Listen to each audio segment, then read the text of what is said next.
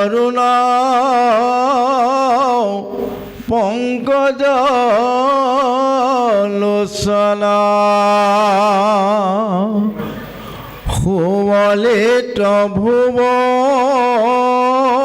দুৱে ৰুচিৰ চিবুক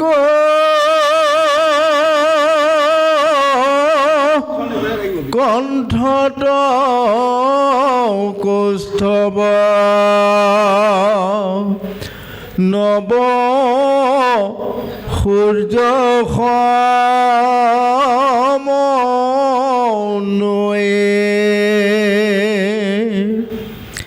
বহল হৃদয়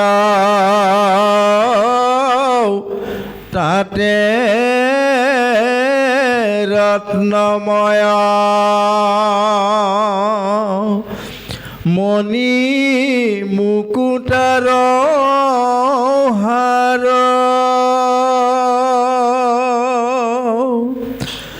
অয়া জানো লম্বিত গলে বনমালা জিলি মিলি পেচন্দাৰ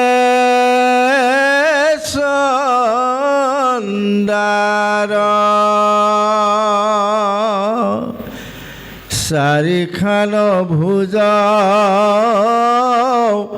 ভূষণে ভূষিত কৰা নৱ কিশলয়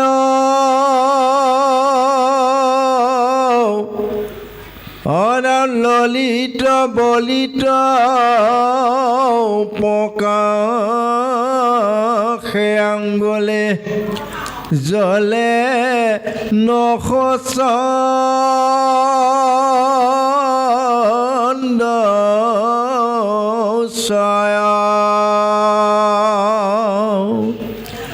আৰ কত তিনি ৰেখা উদৰত অগম্ভীৰ নাভে কমল ৰত্নমণিময় মেখলা কটিত সুন্দৰ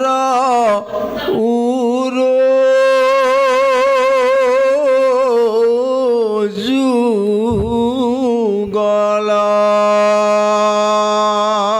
কৃষ্ণ কৃষ্ণ জয় জগন্নাথ। আজি ব্ৰহ্মাৰ পৰা আদি কৰি ত্ৰিদশকোটি দেৱতাসকলে বিমানত আহি ভগৱন্ত কৃষ্ণক প্ৰাৰ্থনা কৰিছে যে আপুনি যদুবংশসকলক যে নাশ কৰি থৈ গুচি যাব, এই কথাটো আমি জানিলোঁ। এক দুই নম্বৰতে উদ্ধৱে আজি প্ৰভু ভগৱন্তক প্ৰাৰ্থনা কৰি তুতি কৰি কৈছে ৫৬ কোটি যদুবংশৰ ভিতৰত কোনেও আঁতৰিটো আপোনাৰ নাপালে, আমি অধমে অকণমান পাইছোঁ, হয়নে নহয় ক'ব। এই বুলি কান্দি কান্দি পাৱত ধৰি কৈছে, এই ৰাম যাদৱ বংশক তুমি সংহৰি এৰিবা ভূমি, অৱশ্যে জানিলোঁ ইয়াক আমি, সিকাৰণে ঋষিৰ সাপৌ ব্যৰ্থ নকৰিলা বাপৌ, তুমি হৈয়া জগতৰ স্বামী। আজি কান্দি কান্দি উদ্ধৱে কৈছিল তুমি জগতৰ স্বামী, আৰু মই জানিলোঁ আপুনি যদুবংশসকলক নাশ কৰি থৈ বৈকুণ্ঠক যাব। হে প্ৰভু, আপুনি ব্ৰহ্মাস্ত্ৰৰ পৰা ৰক্ষণাবেক্ষণা দি পৰীক্ষিতক উদ্ধাৰ কৰিলে। উত্তৰা গৰ্ভত যেতিয়া পৰীক্ষিত ৫মহীয়া সন্তান নিপাণ্ড বা কৰিম বুলি অস্বস্থমাই যেতিয়া বৰ্জ্য অস্ত্ৰ প্ৰহাৰ কৰিলে সেই সময়ত আপুনি মাখি ৰূপে উত্তৰা গৰ্ভত গৈ ব্ৰহ্মাস্ত্ৰ নাশ কৰি আপুনি পৰীক্ষিতক জীয়াই দিলে। এতিয়া এই ঋষি সাপটো বা গান্ধাৰী সাপটো আপুনি ৰক্ষা কৰিব নোৱাৰেনে? পাৰে, কিন্তু আপুনি নকৰে, হয়নে? এইকণ কথা কৃষ্ণৰ ওচৰত যেতিয়া কান্দি কান্দি কয়, তেতিয়া পৰম প্ৰভু ভগৱন্ত কৃষ্ণই উদ্ধৱক কৈছিলে, সেই বান্ধৱ, সেই সখী, তুমি মোৰ চকু পানী উলিয়াই দিলা। মই এইকণো মানে যদুবংশক দিয়া সাপটোও ৰক্ষা কৰিব পাৰোঁ, গান্ধাৰীয়ে মোক দিয়া সাপটোও মই ৰক্ষা কৰিব পাৰোঁ, কিন্তু নহ'ব নহয়, নীতি ভংগ। মই নীতি ভংগ কৰি যদি কৰ্ম কৰি থৈ যাওঁ, কলিৰ লোকসকলে আটাইসকলে নীতি ভংগ কৰি অমান্য হ'ব, দেশখনক অমান্য কৰিব, অসৎ পথে চলিব। কিন্তু তথাপি প্ৰভু ভগৱন্তে ইমান নীতি ৰক্ষণাবেক্ষণা দি যোৱাৰ পাছতো আজি আমাৰ কলিৰ লোকসকলে নীতি ভংগ কৰি প্ৰায় 3 ভাগৰ 2 ভাগ মানুহে নীতি ভংগ কৰি চলি আছে। এই ওলাবগৈ বাৰু, হয়নে? গতিকে আজি কৃষ্ণই উদ্ধৱক কৈছে, বন্ধু তুমি চিন্তা নকৰিবা, মই অভিশাপ মানে ৰক্ষা কৰিব নোৱাৰোঁ, হয়নে? কাৰণ ৰজা পৰীক্ষিতক 7 দিনৰ ভিতৰত তক্ষকনেকে দংশন কৰক বুলি সিংগীমুনিয়ে অভিশাপ দিলে। মই যদি সেইটো নাকচ কৰি থৈ যাওঁ, নীতিভংগ হ'ব। যদুবংশসকলক মুখলৰ দ্বাৰা চাপোনকটি যদুবংশ নাশ হ'ব, ঋষিসকলে অভিশাপ দিলে। মই যদি না কৰি থৈ যাওঁ, তেনেহ'লে অমান্য আহিব, নীতিভংগ আহিব। মনৰ দুখে চাণ্ডালে দি অভিশাপ, তাক খন্দাই তেনেৰে ব্ৰহ্মাৰ বাপ। গতিকে মনৰ দুখত যিসকলে অভিশাপ দিব, ইয়াক খণ্ডন কৰিব পৰা ক্ষমতা মোৰো নাই, আজি কৃষ্ণই কৈছে। গতিকে সেই লোকসকল, উঠি অহা যুৱক যুৱতী প্ৰজন্মসকল, আপোনালোকে কোনোদিনে সাধু গুৰু বৈষ্ণৱ ভকতৰ দুআচৰণ নকৰিব, পিতৃ মাতৃৰ দুআচৰণ নকৰিব, হয়নে? নাৰীসকলে স্বামীৰ দুআচৰণ নকৰিব। আচৰণ কৰিলে একোটি একোটি অভিশাপ হয়। যদি এগৰাকী সৰু মানুহৰ বাক্যত কোনোবা এজন ডাঙৰ জ্যেষ্ঠ মানুহৰ চকু পানী এটোপাল ওলায়, তেনেহ'লে এটা এটা অভিশাপ হয়। গতিকে যিগৰাকী ল'ৰা ছোৱালীয়ে সৰু কালৰ পৰা কাকো আঘাত দি কাৰো পৰা চকু পানী উলিওৱা নাই, সেইসকলে বুকু ফিন্দাই ক'ব পাৰিব, এইখন পৃথিৱীত মই শান্তি পাম। স্বামী বিবেকানন্দ কৃষ্ণকান্ত সন্দিকৈ গ্ৰন্থৰ বাণীখনত লিখি থৈ গৈছে, সেই ল'ৰা ছোৱালী যুৱক যুৱতী প্ৰজন্মসকল, যিসকল লোকে কোনোদিনে পিতৃ মাতৃক বাক্য বচনত এটি চকু পানী উলিওৱা নাই, সেইসকলে হাতখন ওপৰলৈ দি বাহু দাঙি কওক, মই এখন পৃথিৱীত শান্তি পামেই। আৰু যিসকলে পিতৃ মাতৃক দুখ দিয়ে, শহু শাহুৰক দুখ দিয়ে, স্বামীক দুখ দিয়ে, সেইসকলে এইখন পৃথিৱীত কোনোদিনে শান্তি লাভ কৰিব নোৱাৰে, হয়নে? এতিয়া সেইজন কোন মানুহ আছিল? আমাৰ অসমৰ ভিতৰতে 1 নম্বৰ শিক্ষিত মানুহ আছিল সেইজন, হয়। সেই মানুহজন আমাৰ অসমত জন্ম লৈ ইমান ডাঙৰ শিক্ষিত মানুহ হ'ল, ইমান জ্ঞানী পণ্ডিত হ'ল, তেওঁ 15টা ভাষা সলসলীয়াকৈ ক'ব পাৰে, 15টা ভাষা সলসলীয়াকৈ লিখিব পাৰে। আজিও অসমত আমাৰ মানুহে 15টা ভাষা লিখিব পৰা, পঢ়িব পৰা, ক'ব পৰা মানুহ জন্ম হোৱা নাই। কৃষ্ণকান্ত সন্দিকৈয়ে মানে ইমানখিনি শিক্ষিত পণ্ডিত আছিল। আৰু আটাইতকৈ মই সকলো গ্ৰন্থবোৰ পঢ়ি চাই মই পাইছোঁ, আটাইতকৈ বেছি কিতাপত অধ্যয়ন কৰা সৰুকালৰ পৰা মানে কৃষ্ণকান্ত সন্দিকৈ। তেওঁ 24 ঘণ্টাৰ ভিতৰত 17 ঘণ্টা কিতাপত অধ্যয়ন কৰিছিলে, হয়নে? আমাৰ আকৌ কিছুমান ল'ৰা ছোৱালীয়ে তালি ভালিকৈ 1.5 ঘণ্টা 1 ঘণ্টা কিতাপ লৈ মাক বাপেকক ভুৱা দি থৈ গুচি যায়, হয়। সেইবিলাকে ভাগ্য বেয়া বুলি কান্দিলে হ'বনে? হয়নে? এইবাৰ নহয়, যোৱা বছৰৰ কথা কৈছোঁ।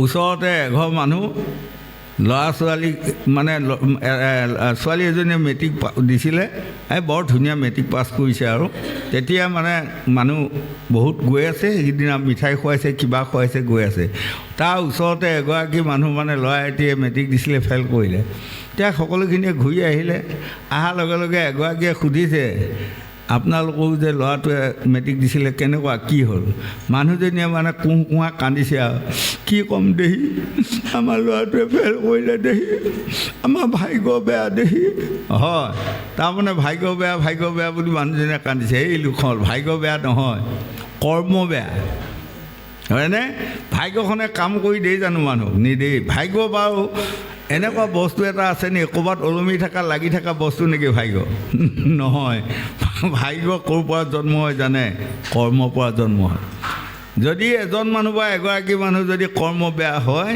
তাৰ ভাগ্যখন বেয়া হ'ব সেইকাৰণে স্বামী বিবেকানন্দদেৱে লিখিছে সেই লোকসকল যিসকলে কপালখন খেপিয়াই পেলাই কৈ ফুৰে আমাৰ ভাগ্যই বেয়া ল'ৰাই হওক ছোৱালীয়ে হওক আইসকলে হওক বা পুৰুষসকলে হওক সেইসকলৰ নিচিনা বোলে মূৰ্খ সেইসকলৰ নিচিনা অজ্ঞানী পৃথিৱীত নাই হয়নে কাৰণ ভাগ্যখন ক'ৰ পৰা জন্ম হয় জানে কৰ্মৰ পৰা জন্ম হয় ল'ৰা ছোৱালী যুৱক যুৱতী প্ৰজন্মসকল আপোনালোকে এদিন ৰাতিপুৱা শুই উঠি খুব ভাল কাম এটা কৰি চাবচোন সন্ধিয়ালৈ আপোনালোকৰ ভাগ্যখন ভাল হ'ব প্ৰমাণ কৰিব এতিয়াও আৰু এদিন শুই উঠি ৰাতিপুৱা খুব বেয়া কাম এটা কৰিবচোন হয়নে সন্ধিয়ালৈ আপোনাৰ ভাগ্যখন বেয়া হ'ব গতিকে ভাগ্যৰ আন এটা নাম কৰ্ম গতিকে যিসকল লোকে ভাল কৰ্ম কৰে আৰু যেনে কৰ্ম তেনে ফল হয় সেইকাৰণে কৃষ্ণকান্ত সন্দিকৈ গ্ৰন্থৰ বাণীখনত লিখিছে কৰ্মই ধৰ্ম নেকি যিজন মানুহে ক'ব কৰ্মই ধৰ্ম তেওঁতকৈ মূৰ্খ মানুহ পৃথিৱীত কোনো নাই কৰ্মই ধৰ্ম হয় কিন্তু সকলো কৰ্মই ধৰ্ম কেতিয়াও হ'ব নোৱাৰে পৰীক্ষিতে কি কৰ্ম কৰিলে দণ্ড কুমণ্ডলো আনি ভাঙিয়া পেলাইলা ধুতি বস্ত্ৰ উতৰিক ছিঙিয়া পেলাইলা এইজন ঋষিক যে অপদস্থ কৰিলে সেইটো কৰ্ম নহয় জানো কিন্তু সেই কৰ্মটোৰ পৰা কি পালে অভিশাপ পালে হয়নে গতিকে সকলো কৰ্মতে ধৰ্ম কেতিয়াও নহয় বেয়া কৰ্ম কৰিলে তাৰ পৰা বেয়া ফল ওলাব ভাল কৰ্ম কৰিলে ভাল ফল ওলাব হয়নে বাৰু গতিকে আমাক কৈছে সেই লোকসকল যেতিয়া পৰীক্ষিত ৰজাক অভিশাপ দিয়াৰ পাছত পৰীক্ষিত ৰজাই নিজৰ বুকত নিজে ভুকুৱাই মানে খুব কান্দিছে কান্দি মানে আকাশৰ ফালে চাই কৈছে হেৰা বিধাতা তুমি ইমান নিষ্ঠুৰ ইমান তুমি নিদাৰুণ মোক এই অকালতে মানে 7 দিনৰ ভিতৰত তৎক্ষণাতে দংশন কৰক বুলি তুমি অভিশাপটো দিয়ালা হয় এই বুলি যেতিয়া দগৰি কান্দিলে তেতিয়া আকাশবাণী উঠিছে আকাশবাণী কোনে কৈছে এইটো বিধাতাই কৈছে হেৰা ৰাজা পৰীক্ষিত তুমি মোক দুখ দি মোৰ ওপৰত দুখ বেজাৰ কৰি ইমান কান্দিছা কিয় যেনে কৰ্ম তেনে ফল তুমি যিবোৰ কৰ্ম কৰিলা এইবোৰ কৰ্ম কৰি যাওঁতে তোমাৰ যিমানকণ আয়ু আছিল গোটেইকণ নাশ হৈ গ'ল মাত্ৰ 7টা দিনৰহে আয়ু ৰ'ল গতিকে মই লগে লগে লিখোনটো মাৰি দিছোঁ 7 দিনৰ ভিতৰত তৎক্ষণাতে দংশন কৰক মোক ইয়াত কি দুখ হয়নে গতিকে আজি প্ৰভু ভগৱন্তে উদ্ধৱক কৈছে তুমি দেৰি নকৰিবা ইয়াত নাথাকিবা অকল এয়াই নহয় মই এই মাত্ৰ এতিয়া যামগৈ যদুবংশক নাশ কৰি তাৰ পাছত এই গোটেই মানে দ্বাৰকা নগৰখন সাগৰত বুৰ যাব হয় তুমি ইয়াত নাথাকিবা তুমি ধুমাধুম মানে ভাগৱত প্ৰচাৰ কৰা এই তেতিয়া উদ্ধৱে মানে দগৰি কান্দি কৈছিল নহয় প্ৰভু মই আপোনাৰ লগত যাওঁ কৈছে মই আৰু আপুনি দুয়ো যদি যাওঁ পৃথিৱীত ভাগৱতখন নাশ হ'ব অ বন্ধু উদ্ধৱে অ বন্ধু ভাগৱত প্ৰচাৰ কৰা তুমিও তৰিবা আনকো উদ্ধাৰ কৰা তুমি বদৰিকা আশ্ৰমত গৈ ভাগৱত প্ৰচাৰ কৰি থাকা আৰু তুমিতো নিজে তৰিবা আনকো তৰাব পাৰিবা হয়নে এয়াই হ'ল মহাভাগৱতৰ ধৰ্ম আৰু এইটো হ'ল বিশ্বত দেখুৱাইছে উদ্ধৱ আৰু কৃষ্ণ আৰু যদি আমি দেহমাৰ্গত চাওঁ তেনেহ'লে জীৱ আত্মা পৰমাত্মা পৰম প্ৰভু ভগৱন্তে হ'ল আমাৰ পৰমাত্মা আৰু এই উদ্ধৱে হ'ল জীৱ আত্মা জীৱ আত্মা পৰমাত্মা দুয়ো ককাই ভাই একেলগে থাকে, দুয়ো দেখা দেখি নাই, হয়নে? আপোনালোকৰ এই ৰাজদুৱাৰতে মানে দুজন মানুহ আছে। এজন মানুহে এইপিনে পিঠিত মানে বঢ়িয়াকৈ আউজি আছে, হে, কিন্তু তেওঁ যে মানুহ এজনৰ পিঠিত আউজিহে বঢ়িয়াকৈ আৰামত আছে তেওঁ নেজানে। আকৌ ইপিনে এজনে এইপিনে পিঠি দি তেওঁ গাত আউজি এইপিনে মুখ দি আছে, দুয়োজনে দুইপিনে আৰামত আছে দুয়োজনে।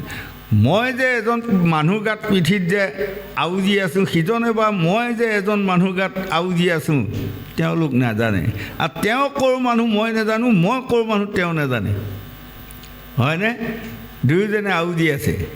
সেইটোকে আমাক কৈছে, এই ৰাম জীৱ আত্মা পৰমাত্মা দুয়ো ককাই ভাই, একেলগে থাকে দুয়ো চিনা চিনি নাই। একেলগে আছে দুইজন। যিদিনাই পৰমাত্মা এৰি থৈ গুচি যাব, লগে লগে এইজন বোলে কি হ'ল? মৃত্যু, হয়নে? পঞ্চতংগত কাম শেষ। সেইটোকে আজি আমাক চাৰিটা ভাগে বুজাব বা বুজাই আছে ভাগৱতখনে। প্ৰথম ভাগটো বিশ্বত বুজাই আছে পৰীক্ষিত ৰজাক। গংগাৰ পাৰত ভাগৱত শুনোৱাইছে, ৰাজা সাৱধান হৈ শুনা, সাৱধান হৈ শুনা। এতিয়া সাৱধান বাণীটো যে ৰজাক অধ্যায় প্ৰতি দুবাৰ কৈ গৈ আছে, এই সাৱধান বাণীটো কাক কৈ গৈ আছে? যদি আমি ভাগৱত শুনাসকলে ভাবা যায়, পৰীক্ষিতকহে কৈছে দিয়ক, পৰীক্ষিতকহে কৈছোঁ বুলি যদি ভাবা যায়, তেনেহ'লে আমাৰ সকলো বৃথা হৈ যাব, হয়নে? এইটো হ'ল বিশ্বৰ কথা। দেহ মাৰ্গত যদি চাওঁ, আমাক কৈ আছে আমি সকলোৱে আজি একোটি একোটি পৰীক্ষিত ৰজা। পৰীক্ষিত ৰজাকো 7 দিনৰ ভিতৰত তক্ষকনাগে দংশন কৰিলে, আৰু আমাৰ সকলকো এই 7টা বাৰৰ ভিতৰতে কোনোবা এটা বাৰে তক্ষকনাগে দংশন কৰিব ৰেহাই কাৰোৱেই নাই, হয়নে? বাৰটো বেলেগ বেলেগ হ'ব, কিন্তু 7টা দিনৰ ভিতৰতে আমি সকলো মৃত্যু হ'ব লাগিব। মৃত্যুক ভয় কৰি যদি মই জাৰ্মান জাপানত লুকাব যাওঁ, পাৰিমনে বাৰু খাইবা জাৰ্মান জাপানত? হয়তো তাত গ'লে নাপাব নেকি মোৰ মৃত্যুটোৱে বুলি যদি ভাবি মই জাৰ্মান জাপানত পলাই থাকোঁ, তাতো ৰেহাই নাই, তাতেই মৰিব লাগিব। সেইকাৰণে এই আমাক দেহ মাৰ্গত বুজাই আছে এটা ভাগে, দ্বিতীয় ভাগে, আৰু তৃতীয় ভাগে বুজাই গৈ আছে ভাৰ্যা পুত্ৰ ল'ৰা ছোৱালী সংসাৰখনৰ মাজত। এটা জাতি বনালে কি পুৰুষ, এটা জাতি বনালে নাৰী, আৰু দুটাই লগ হোৱাৰ লগে লগে সতী সন্তান জন্ম হ'ব, বংশ বৃদ্ধি হ'ব। প্ৰভু ভগৱন্তে প্ৰথমে কেনেকৈ বনালে? প্ৰভু ভগৱন্তে পৃথিৱীখন সৰ্জন কৰাৰ পাছত অকলচৰে থাকি মই কৰোঁ কোনো কাজ, হৃদয়ৰ মহামায়া নিজে কৰোঁ বাজ। এহি বুলি বামৰ হাতে কন্যা উপজাইলা, নিজৰ হাতে নখে চিৰি জুনিক বনাইলা। জুনি হন্তে যত ৰক্ত ভূমিত পৰিলা, শিৱৰ যতেক খাদ্য জনম লভিলা, হয়নে?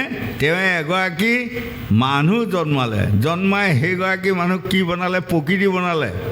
শৌচাদাৰ পেচাবদাৰ বনোৱাই তেওঁ নিজেই, আৰু সেইগৰাকীৰ নামে হ'ল কি?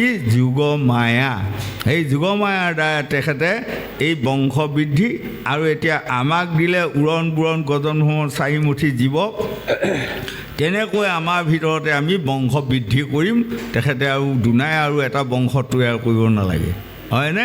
গতিকে যোৱা গৈ আছে, আহা আহি আছে, যোৱা গৈ আছে, আহা আহি আছে।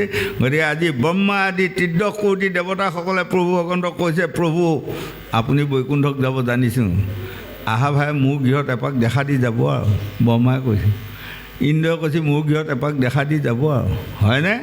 সকলো আজি 33 কোটি দেৱতাই আমন্ত্ৰণ কৰি আছে, কিন্তু সত ৰজ তম 3টা গুণৰ মাজত প্ৰভু ভগৱন্তে কাক ভাল পায়? সতগুণে যিসকল আছে সেইসকলৰ হৃদয়ত থাকে। গৃহ মানে হৃদয়, হয়নে? আৰু এখন মায়া সংসাৰ গৃহ মানে প্ৰত্যেকৰে এখন ঘৰ, হয়। কিন্তু এইসকলটো সতত থকা নাই। ত্ৰিদশ কোটি দেৱতাসকল ক'ত মজি আছে জানে? ৰজত মজি আছে। ৰজত মজি থকাৰ কাৰণে তেওঁলোকক দেখুৱাইছে। চন্দ্ৰই দেখিছে কিমান পত্নী বিয়া কৰিলে? দশৰজা জীয়েকে 27জনী বিয়া কৰিলে, আৰু বা কিমান ক'ত কৰিলে তাৰ অন্তৰেই নাই, হিচাপ কৰিলেহে ওলাব, হয়নে? তাৰ বাহিৰে এই দেৱতাসকলে কিমান নাৰী বিয়া কৰিছে, তাৰমানে কি গুণত আছে তেওঁলোক? ৰজগুণত আছে। এই ৰজগুণত যি লোক থাকিব ত'ত ভগৱন্তে দেখা নকৰি পাবগৈ। এতিয়া ভগৱন্তে এইসকলক দেখা নকৰি গুচি যাবগৈ বৈকুণ্ঠলৈ। এইটোকে আমাকো দেখুৱালে। আমাৰো সতৰজতম 3টা গুণৰ ভিতৰত যিসকল লোকে তম আৰু ৰজতে মজি আছে সেইসকলক কেতিয়াও প্ৰভু ভগৱন্তে চৰণৰ ধূলি নিদেই। গতিকে আমি উঠি অহা ল'ৰা ছোৱালী, যুৱক যুৱতী প্ৰজন্মসকল সকলোৱে সৎ হ'ব লাগিব, জ্ঞানী হ'ব লাগিব, হয়নে?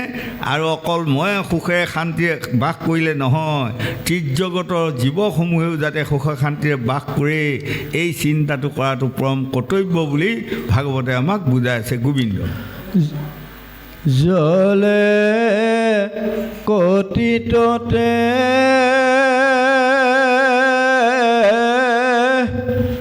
মাত ভুনি পিত দেখোঁতে আতিখন তুষ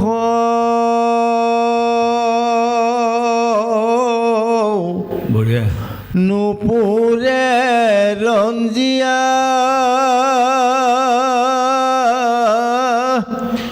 অৰুণ চৰণ যেন নৱ পদ্ম কুশ প্ৰতি আঙ্গুলিত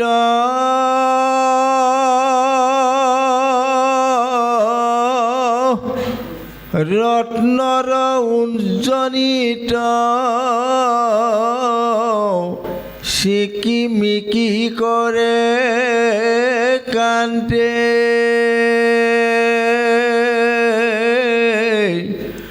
সংসাৰৰ তাপ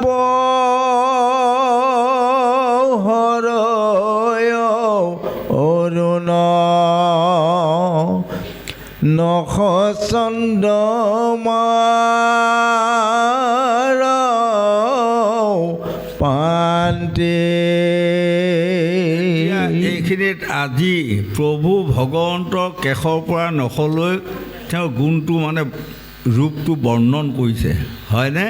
চুলিকোছা এনেধৰণৰ ইমান ধুনীয়া, আৰু মাথাত ময়ূৰ পাখি ইমান সুন্দৰ, কাণত কুণ্ডল, আৰু গলত বনমালা, কৌটিত পীতবস্ত্ৰ, বাহুত মলয়া, বুকত শিৱৎস পান্তি, কপালত অলকা পান্তি, হয়নে? কপালত অলকা পান্তি মানে কি জানে? প্ৰভু ভগৱন্তৰ এইপিনে একুচি চুলি আছিল কেঁকৰা কেঁকুৰি। এইটো কথা আমাৰ সত্য যুগৰ পৰা লোকসকলে এই কলিৰ শেষলৈ কোনেও বুজিয়ে নাপালে এইযোৰ যে ধুনীয়া অলকা পান্তি বুলি।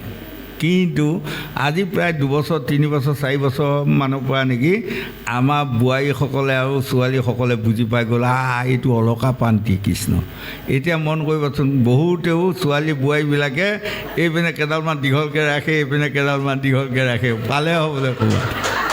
হয়, আৰু তাই যেনিবা কিছুমানে জহাকৈ অলকা পান্তিটো ৰাখে, কিছুমানে আকৌ একেবাৰে বহুত আধাকৈ ৰাখে। মই প্ৰায় কথা হওঁ নহয়, বহুতেও মোৰ লগত কথা হয়, হ'লে মোৰ লগত কয় এনেকুৱা তেনেকুৱা গুৰুদেৱ আমুক কপে টহুক এনেকৈ মাৰি থাকে আৰু অলকা পান্তিটো মানে মাৰি থাকিব।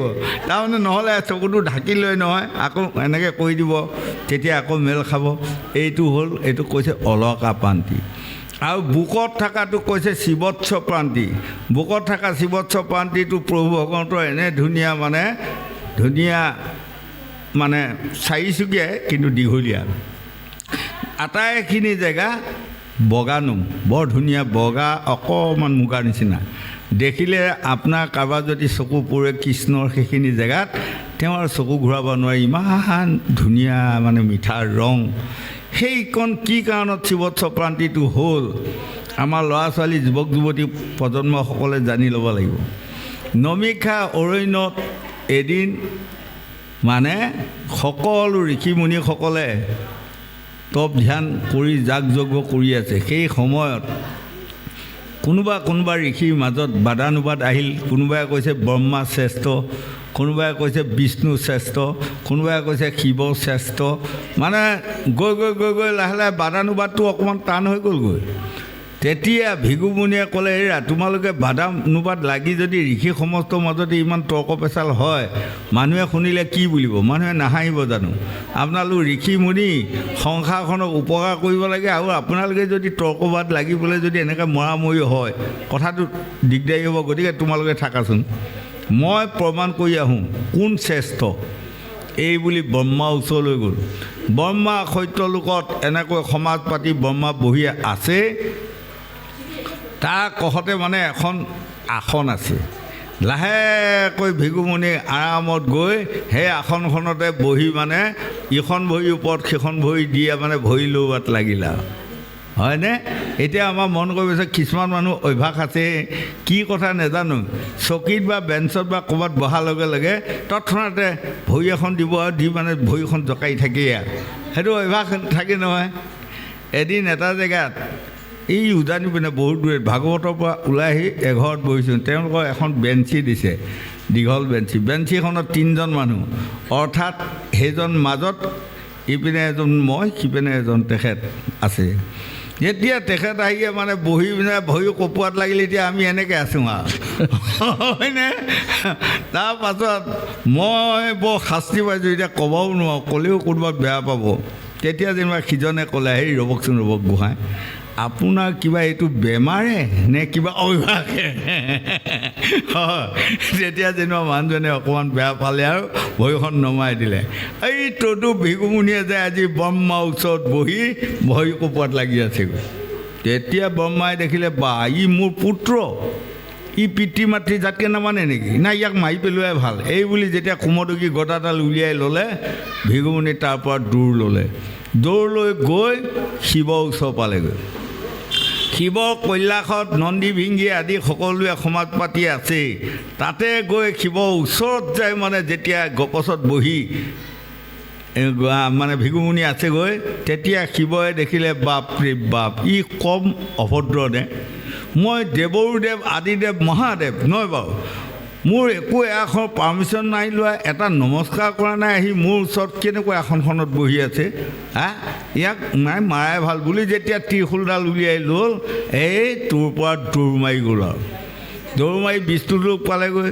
বিষ্ণু লোকত স্বয়ং লক্ষী মাতৃয়ে প্ৰভু ভগৱন্ত বিষ্ণু ভৰি দুখন মালিচ কৰি আছে। প্ৰভু ভগৱন্ত মানে এনেকৈ ওপৰৰ পিনে মুখ কৰি আছে।